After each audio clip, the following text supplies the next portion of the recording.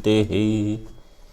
शङ्करं शङ्कराचार्यं केशवं बादरायणं सूत्रभाष्यकृतौ वन्दे भगवन्तौ पुनः पुनः।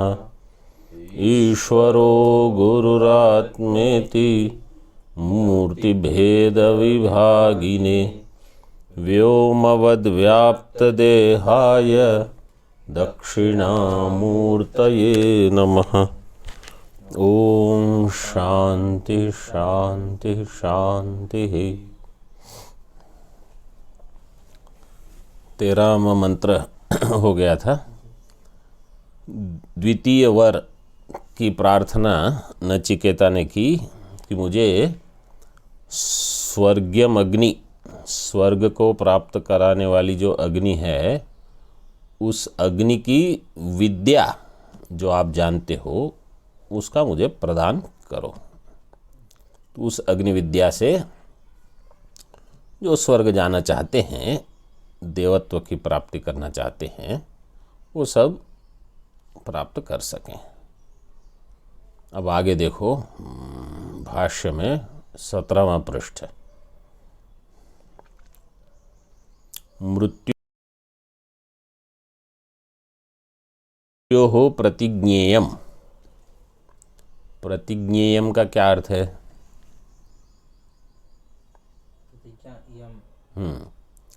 मृत्योः इयम प्रतिज्ञा, मृत्यु की ये प्रतिज्ञा है। मतलब यमाचार्य का ये उत्तर है, वो प्रतिज्ञा करते हैं कि मैं तुमको बताऊंगा। श्लोक का पाठ, मंत्र का पाठ करेंगे। प्रतिब्रवीमि तदु मे निबोध,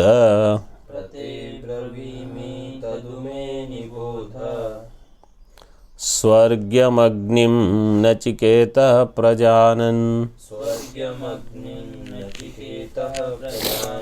अनन्तलोकाप्तिमथो प्रतिष्ठाम्, विद्धि त्वमेतं निहितं गुहायाम्।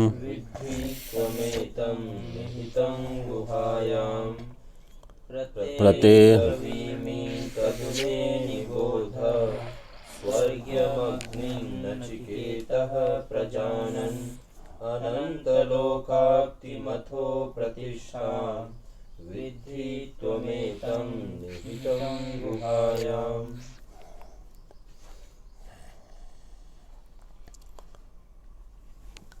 प्रतेब्रवीमि, प्रतेब्रवीमि का अर्थ है ते प्रब्रवीमि। क्या सूत्र है? प्र है उपसर्ग, ब्रवीमि है क्रियापद। हाँ, तो उपसर्ग हमेशा धातु क्रियापद के साथ जाएगा। ये ये व्यवहित संबंध कहते हैं इसको। व्यवहित मतलब कुछ व्यवधान है बीच में, जैसे ते बीच में आ गया है, फिर भी हमको पता रहना चाहिए कि किसका संबंध किसके साथ। तो उपसर्ग प्र का अपने आप में कोई अर्थ नहीं है, लेकिन वो ब्रवीमि के साथ जाएगा। तो इस उपनिषद में ऐसा आपको बहुत मिलेगा। उपसर्ग कहीं रहेगा और थोड़े शब्द के व्यवधान के बाद क्रियापद रहेगा, उसको जोड़ते रहना। ते प्रब्रवीमि तद उ मे निबोध, उसको तुम मुझसे जानो। मे निबोध क्या? स्वर्गीयम अग्निम, ये स्वर्ग को प्राप्त कराने वाली जो अग्नि है। हे नचिकेतः, संबोधन है। नचिकेतः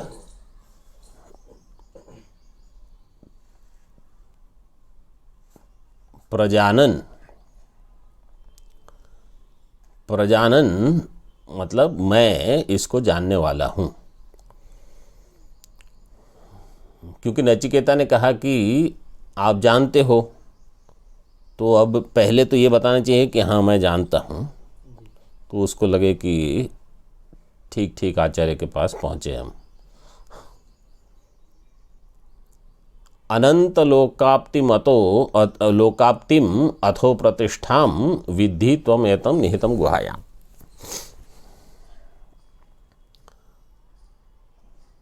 अतः अनंत लोकाप्तिम प्रतिष्ठाम विद्धि एक। ये क्या है? अनंत लोकों को प्राप्त कराने वाली जो है, और क्या है? ये सबकी प्रतिष्ठा है।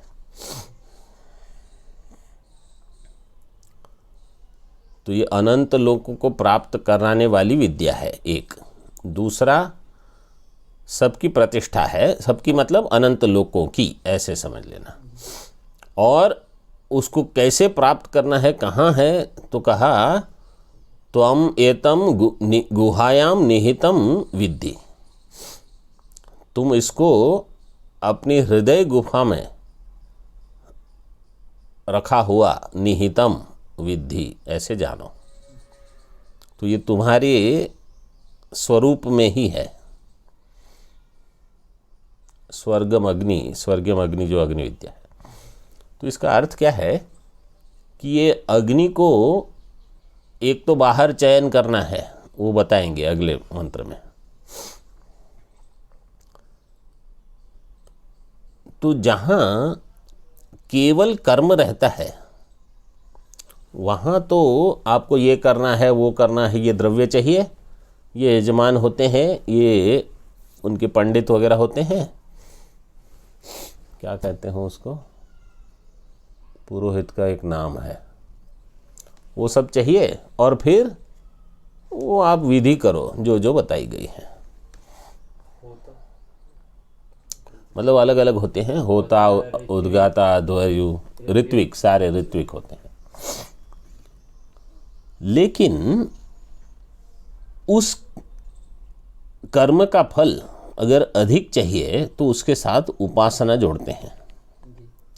तो यहाँ ये जो गुहायाम निहितम, वो है उपासना का फल। तो यहाँ केवल कर्म नहीं है, इस कर्म के साथ एक उपासना भी करनी होगी। और वो क्या उपासना है? इसको कहते हैं, वास्तव में तो यहाँ बताया जाएगा, विराट की उपासना है ये। अच्छा, भाष्य देख लेते हैं, फिर बताएंगे क्या है इसको। थोड़ा भाष्य देखो।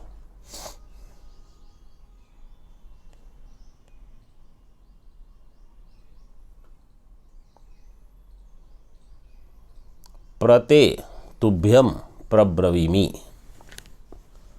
ते तुभ्यम प्रब्रवीमि। मैं तुमको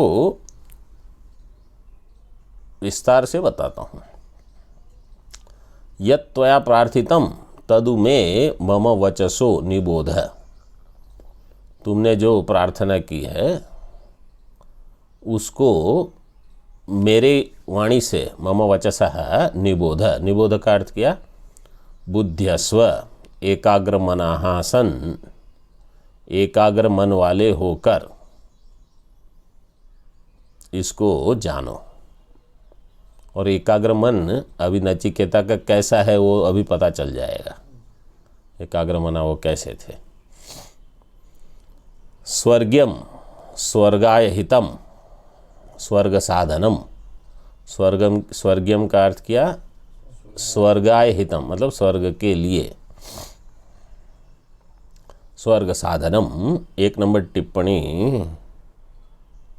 तस्मै हितम ऐसे दिया है, ठीक है। स्वर्ग साधनम अग्निम हे नचिकेतः प्रजानन।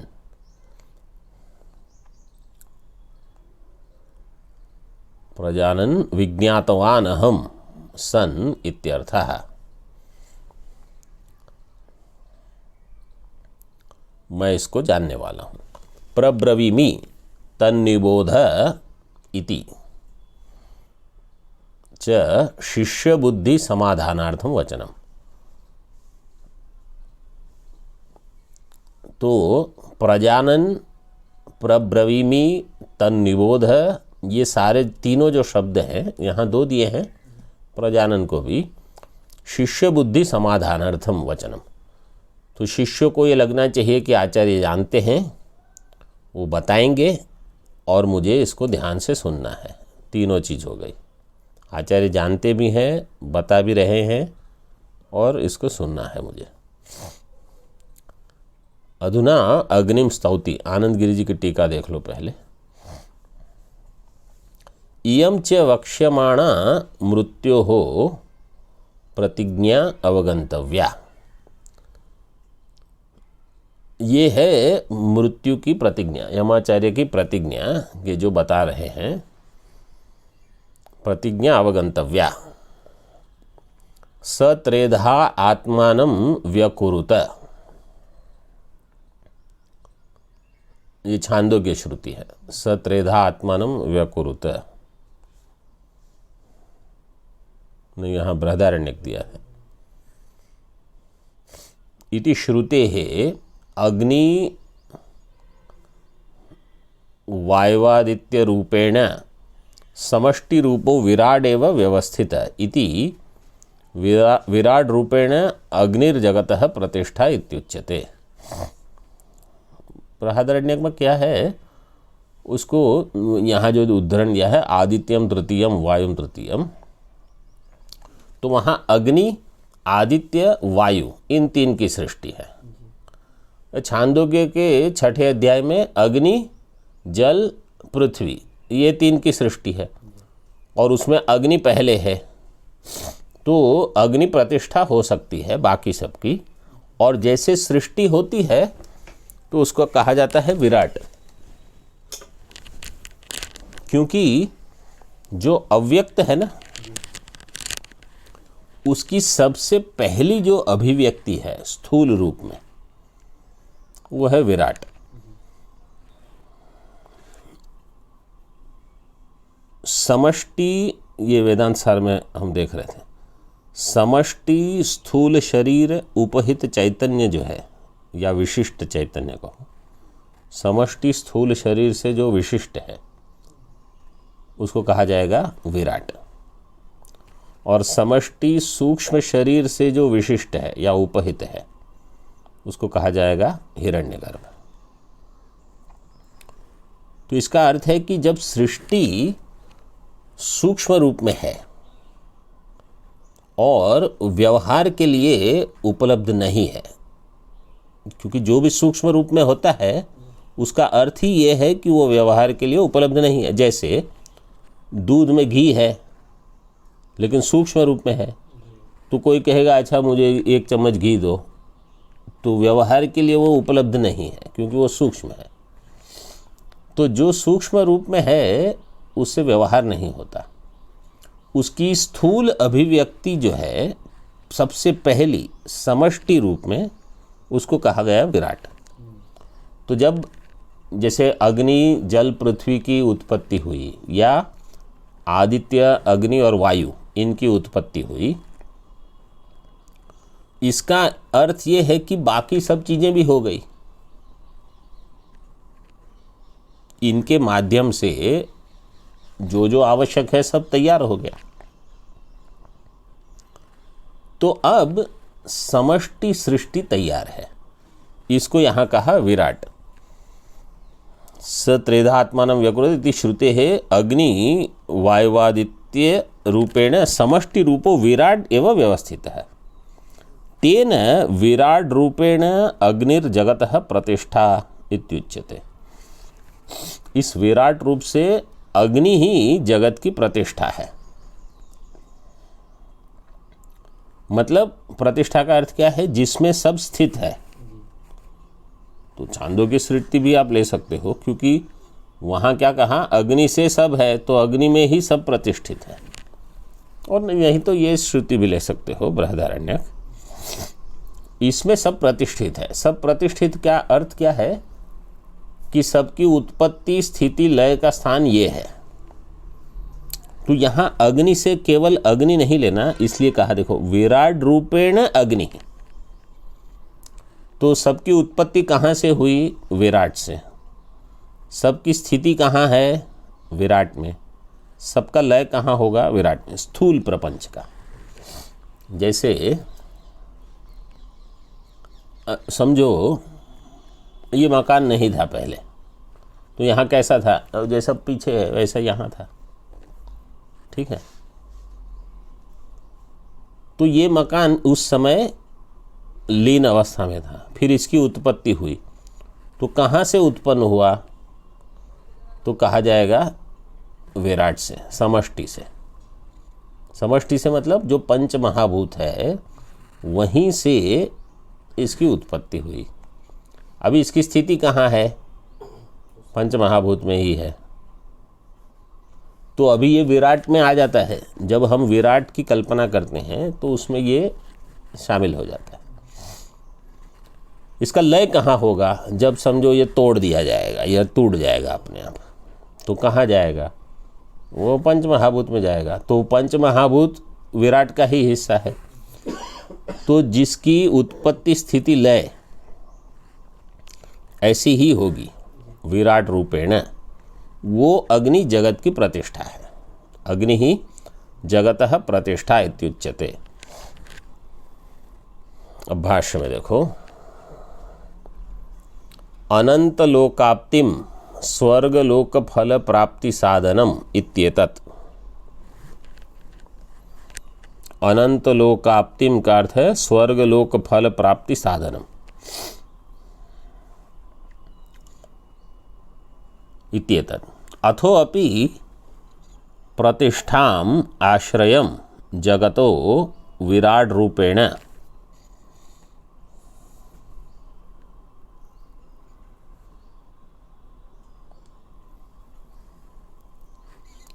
तम एतम अग्निम मया उच्यमानम विद्धि जानीहि त्वं निहितं स्थितं गुहायां विदुषां बुद्धौ निविष्टम इत्यर्थः। अथो अपि, इस कारण से भी, प्रतिष्ठाम आश्रयम जगतः विराट रूपेण,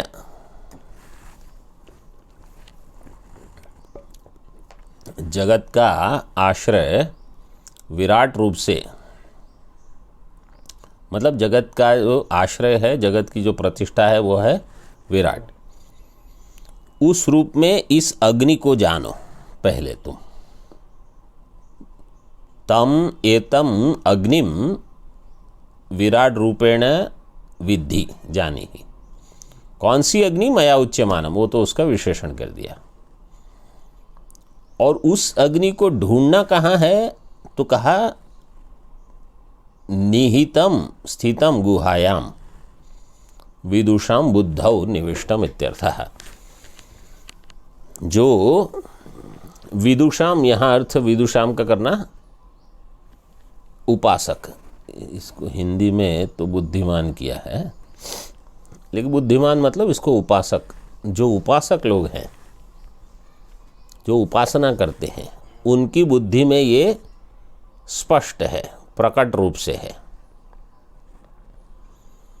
इसका अर्थ क्या है कि ये जो विराट है, मतलब समष्टि स्थूल प्रपंच जो है, उसमें जो चैतन्य भासता है। जैसे हमारा शरीर लो, हमारा शरीर क्या है? व्यष्टि प्रपंच है, व्यष्टि स्थूल शरीर है, ठीक है, एक एक। लेकिन ये केवल शरीर मात्र नहीं है, क्योंकि इसमें चेतन भी है। कहाँ से कहाँ है? बोले नख से शिख तक, ठीक है, शिखा तक, मतलब जहाँ जहाँ शरीर की अनुभूति है वहाँ वहाँ चेतन भी भरा पड़ा है व्यष्टि में।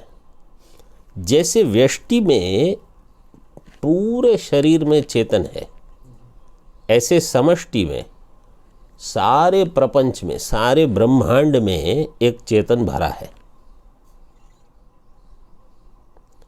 इसकी जो उपासना करता है, मतलब ऐसी कोई चीज है नहीं जहाँ प्रपंच हो और चेतन न हो।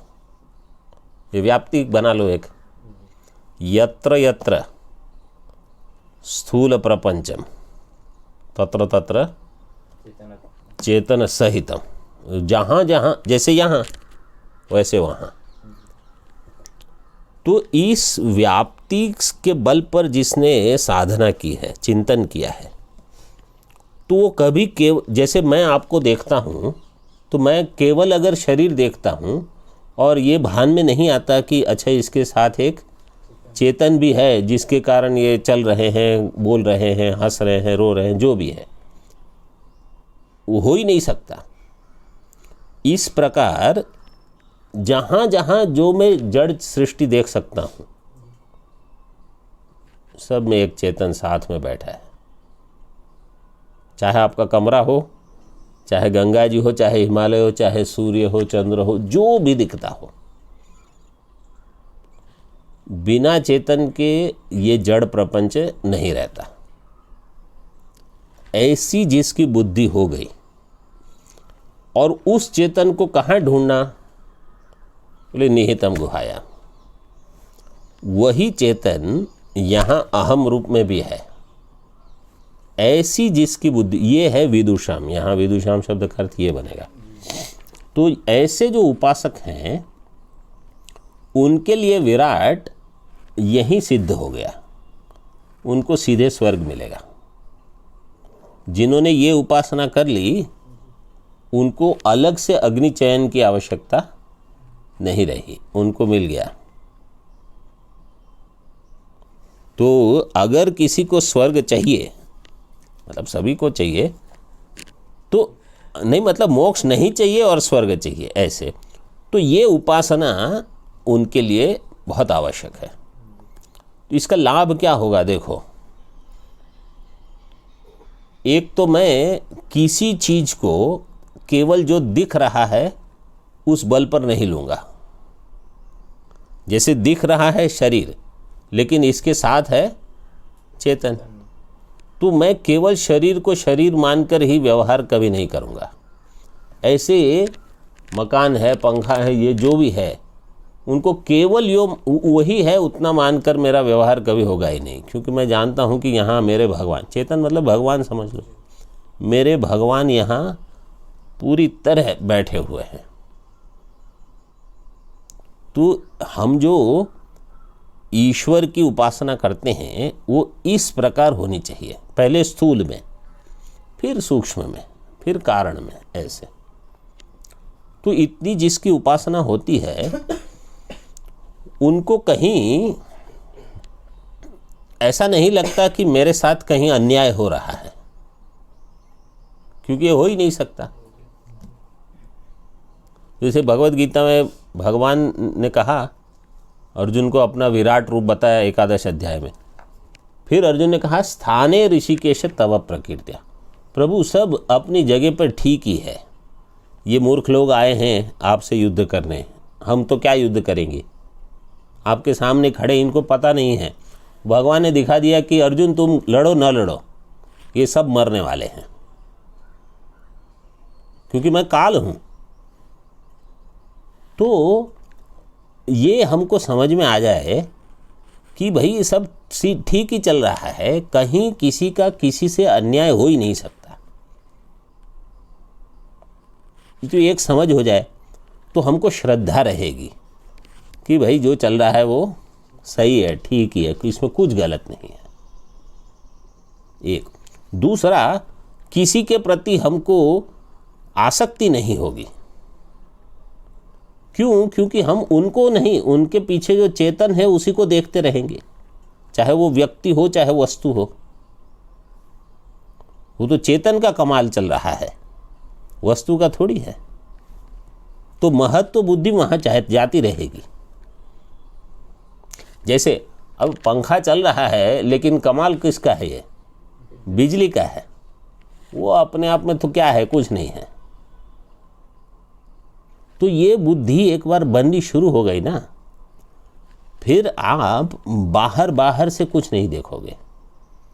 फिर हमारे जीवन में 6 महीने में क्या हुआ और 8 महीने में क्या हुआ इसका महत्व नहीं रहेगा। हम सोचेंगे कि 1500 साल में क्या हुआ है और 30,000 साल में क्या होगा। ऐसी ही हमारी बुद्धि विचार करेगी, छोटी छोटी चीज़ों में कभी नहीं अटकेगी। तो बहुत ये बड़े बड़े जो भगवान वेद व्यास जी हैं और महाकवि वाल्मीकि जी, ये लोग क्या करते थे, इनकी बुद्धि में छोटी चीज़ नहीं रहती, तो इसलिए उनको कहा नमोस्तुते व्यास विशाल बुद्धे। वो विशाल यही है, विशाल मतलब कुछ अलग थोड़ी। जिनकी उपासना अधिक होती है वो बुद्धि विशाल हो जाती है, छोटी चीज में नहीं अटकते वो। उपासना का ये फल है। फिर राग द्वेष नहीं होगा, आसक्ति नहीं होगी। इसको कहा जाता है शुद्ध अंतःकरण। तो उपासना का फल है कि आसक्ति नहीं होना, राग द्वेष नहीं होना, मोहित नहीं हो जाना किसी चीज़ से, तो आप हमेशा शुद्ध अंतःकरण वाले रहोगे। ये यहाँ बता दिया। तो ये विराट अग्नि है, वो तुम्हारे हृदय में ही है, ऐसा जानो। मतलब जो उपासक है उनकी बुद्धि में स्थित है।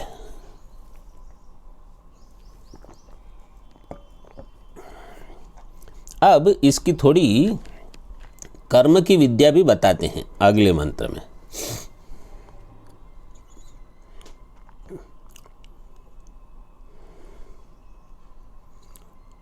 ये श्रुति का वचन है। देखो आगे बताते हैं, इदम श्रुते है वचनम। अब जो ये 15 वाला मंत्र है ये श्रुति का है। मतलब अभी क्या क्या चर्चा हुई नचिकेता और यमाचार्य के बीच में, उसको एक यहाँ मंत्र में दे देते हैं। लोकादिमग्निम तमुवाच तस्मै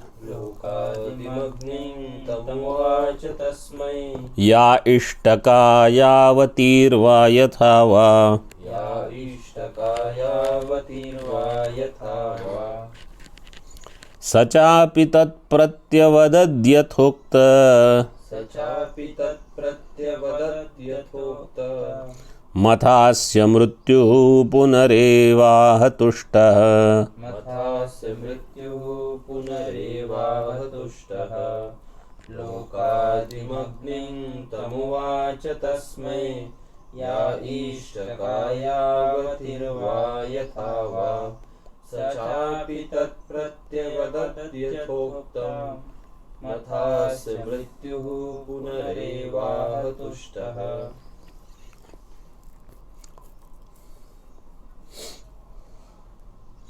तम लोकादिमग्निम तस्मै उवाच। उस लोकादिमग्नि को तस्मै नचिकेताय, नचिकेतसे, चतुर्थी नचिकेतसे, उवाच।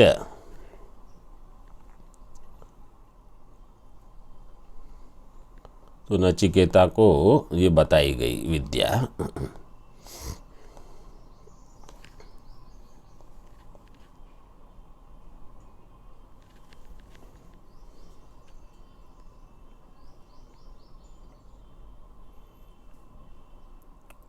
उसमें क्या क्या बताया, या इष्टका यावती ही वा यथा वा।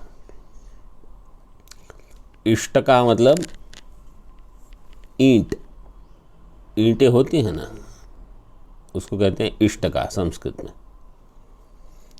तो यज्ञ की जो वेदी बनाते हैं उसमें कितनी ईंटें लगेगी, किस प्रकार वो रहेगी, क्योंकि उसमें आप लोगों ने एक तो ऐसे चौकोन बोलते हैं ना, वो रूप में तो देखा होगा, जैसे हमारे यहाँ भी ऐसे ही है, ज़्यादातर तो वही रहता है। लेकिन जैसे हमने अलग अलग रूप में भी देखा है इसको, कहीं मठ में एक बार आए थे सब। अच्छा, हाँ, तो ये दक्षिण वाले ही ज़्यादा ये करते हैं। कोयलूर मठ में था ये, वो यज्ञ करने के लिए आए थे, उसमें वो लोग बनाए थे। हाँ, कैसे था, मैंने आधा वो देखा था। ऐसे ऐसे इस तरह का एक होता है। हाँ, और नाना प्रकार के हाँ, 4-5 कुंड वैसे। और सब में, और वो पहले यहाँ बैठेंगे ऋत्विक लोग, कुछ करेंगे, फिर खड़े होकर वहाँ जाएंगे, ऐसे भी मैंने देखा था। तो ये सब होता है अलग अलग प्रकार की। उसमें कैसे ये ईंटें रहती है, क्या करते हैं, वो सब भी बताया। या इष्टकाः यावती ही मतलब कितनी जो है वो सब, और यथावा ये सब का सब, इति तत्सर्वम उवाच ये सब उन्होंने बताया। फिर स चापि तत्प्रत्यवदत् यथा उक्तम यथोक्तम। सह कौन? नचिकेता। नचिकेता ने क्या किया, जो जो उसके आचार्य ने बताया था वो फिर से उसने बता दिया आचार्य को, क्योंकि आचार्य ने कहा था एकाग्र मन होके सुनो। बोले ठीक है, जितना आचार्य ने कहा ऐसा है वैसा है वैसा है। जैसे आचार्य रुके नचिकेता ने सब बता दिया, इतनी ईंटें चाहिए, ऐसे चाहिए, ये मंत्र बोलना, ये करना, वो करना। आचार्य खुश, बोले ऐसा विद्यार्थी तो कभी नहीं मिला मुझे। अतः देखो आगे, मृत्यु तुष्टः पुनः एव अस्य का अर्थ करना अस्मै नचिकेताय आह, नचिकेत से आह। नचिकेता को उन्होंने फिर से कुछ दिया अपनी ओर से। लेकिन यहाँ देखो अभी अधिकारी के लक्षण धीरे धीरे स्पष्ट हो रहे हैं। पहले तो नचिकेता का कैसा था कि उन्होंने देखा कि पिता कुछ समय हो गया। ठीक है, इसको यहीं तक रखते हैं, भाष्य वगैरह कल देखेंगे। ओम पूर्णमदः पूर्णमिदं पूर्णात् पूर्णमुदच्यते पूर्णस्य पूर्णमादाय पूर्णमेवावशिष्यते। ओम शांति शांति शांति।